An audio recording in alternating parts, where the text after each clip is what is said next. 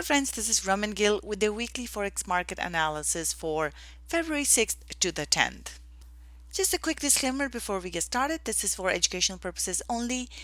If you have questions about your individual investment needs, I recommend you talk to your investment advisor. We'll get started by taking a look at our weekly calendar here. We have some important data coming out for Australia and New Zealand. To start things off, on Monday we have inflation expectations for the New Zealand dollar. This could be very important for New Zealand because if the inflation does not come in line with what's expected, we could see New Zealand dollar drop. And then we have the interest rate for Australian dollar. Now, Australian dollar has been very positive for quite some time now. So if there is any kind of changes in the cash rate or interest rate, this will have an impact on Australian dollar. Going on to Tuesday here, we have trade balance for Canada and we have GDT price index, which is the dairy prices for New Zealand, IVPMI for Canadian dollar, and JOLTS job openings for the US dollar.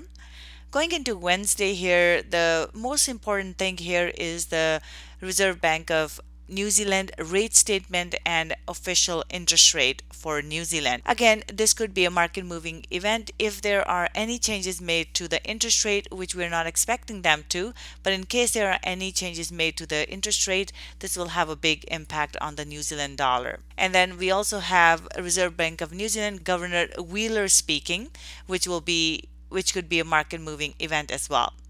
And then on Thursday, we have Reserve Bank of Australia Governor Lau speaking, and then unemployment claims for US dollar, and then the RBA monetary policy statement for Australian dollar as well. So this is very important week for both New Zealand and Australian dollar. We also have trade balance for China, and then on Friday manufacturing production numbers for the British pound, and then employment data for the Canadian dollar. And we wrap the week off by preliminary UOM consumer sentiment numbers for the US. So over the last little while, we have been seeing US dollar weaken because of Donald Trump's comments around how they don't want a strong dollar and how euro and Japanese yen are quite undervalued, whereas US dollar is quite expensive. So as a result of those comments, we did see the US dollar drop, and right now it is under pressure as a result of that. However, we have been getting some good data for the US, and if that continues here with the consumer sentiment number and we get more positive data for the US, we may start to see the US dollar rise. But for now, it is being driven by Donald Trump's tweets and interviews and comments. Let's take a look at our commitment of traders data here. For euro, we see that the green line is going up, which is the leverage money positions here. They are decreasing their short positions, and we have started seeing this go up for last little bit here. This week as well, we saw the short positions decrease. We went from 98,652 to 83,960. So this is a positive for euro, which means we could see euro US dollar go up. Looking at the pound here, we see the same story here. We do see that the price is actually just a little bit range bound here in terms of the positioning here.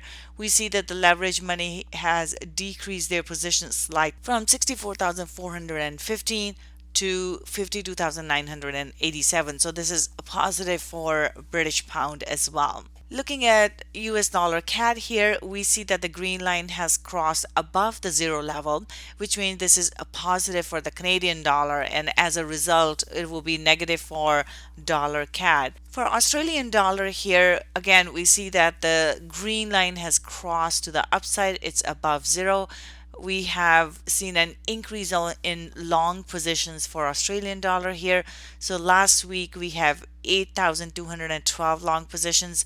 This time we have 22,289 long positions. This is a substantial increase in Aussie, which means this is very positive for Australian dollar. Looking at New Zealand US dollar here, we do see that New Zealand has been staying above the zero line for quite some time now, and now we have seen another upward swing in New Zealand dollar here. We went from 16,610 to 21,473 long positions. So this is bullish for New Zealand as well. Moving on to our charts here, we are looking at pound US dollar weekly chart. Based on the weekly close here, this is a bearish candlestick for pound. As a result, we are expecting a further move to the downside in British pound. We have also seen commentary from Bank of England Governor Carney, who said that they may have a greater impact from Brexit than the market is anticipating. Also, the parliamentary vote was for invoking Article 50, so we may start seeing a lot of negotiations around that. So Brexit will come to the forefront very soon here. As a result, that could weigh on the British pound, and we may see British pound move down further. Looking at the daily chart here, we do see that British pound has dropped for the last couple of days. The candle is quite small and it hasn't broken this support and resistance level at 12400. So now if the price stays above the 12400 level, we could see it go back and test the highs once again. However, if it does break through the 12400 level to the downside, next level we are watching would be 12250, and if it continues on, it could come down even further.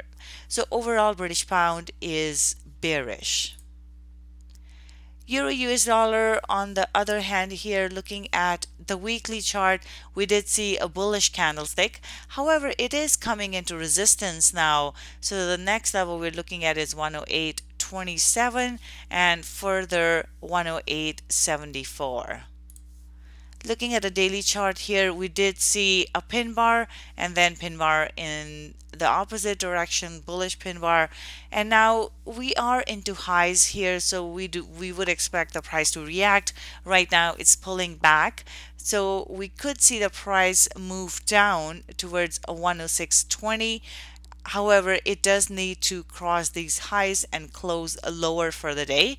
If it does that, we'd be looking for further move to the downside in euro. However, based on the COT positionings, euro is actually bullish. We have seen a bullish close on the daily here, and now we're getting a pullback. However, if it continues on, if it breaks 108.27, then next support and resistance level we're looking at is 108.74. Dollar CAD, here we have a strong bearish candle close on the weekly. So at this point, this would be bearish here, and we are looking for price to move down lower to 128.17. So this is the level we'd be watching. If it breaks down through there, we could go even further lower. However, based on what we're seeing here, it looks like it is bearish. Looking at the daily chart here, right now it is sitting in a bit of a consolidation, hasn't picked a direction here. However, the close here on Friday was very neutral. We saw pins in both direction, and the price closed very close to where it had opened previously. Looking at Aussie US dollar weekly chart here, we do see a very strong bullish candle close right into the highs here, and we have been seeing bullishness in Australian dollar for quite some time here last few weeks, and at this point it looks like it could move up higher. The next target would be 78.42 level here, and if it goes through that, then we are looking for 0.8052 level up here. This will be the next support and resistance area. Looking at the daily chart here, we do see that the price is coming into this support and resistance area. It is pulling back currently, and we will see how this goes. Overall, Aussie US dollar is bullish. Looking at the pound US dollar here, same story here. We have seen a positive close on the New Zealand dollar, and for the last few weeks it has been a one-way trade pushing upwards here. At this point, we are into this resistance, and if the price continues to move up higher, next target we are looking at is 74.85, and then further up 77.35 area as well. Overall, New Zealand dollar looks good right now, and we expect it to be bullish. Do keep in mind, both for Australian dollar and US dollar, we do have the big bank events this week, so be cautious with that. So that's it for now. I will see you next week.